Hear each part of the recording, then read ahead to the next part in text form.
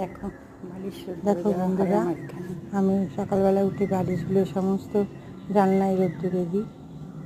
জানলাতেই গাছ লাগানো, বালিশটা সাইড করে রেখে দিয়েছি।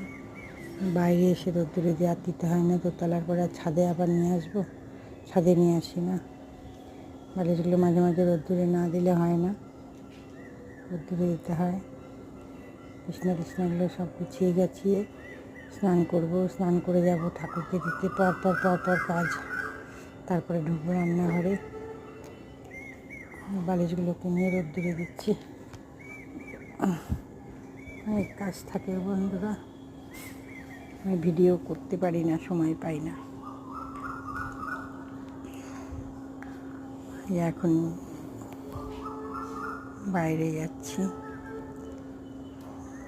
ঠাকুর ঘরে ঢুকবো। ঠাকুর ঘরে নিয়ে যে ফুল নেব, ফুলগুলো বাসি ফুলগুলো সব তুলব। সব বাসি ফুলগুলোকে তুলে ফেলে দেবো বন্ধুরা। এই যে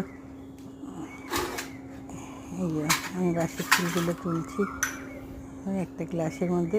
এই শিবের মাথার জলটা আমি রোজ রেখে দিই, রোজ রেখে ওইটাই আমি আবার সারা বাড়িতে ছড়াই, ঘরে সুখ শান্তি আসে।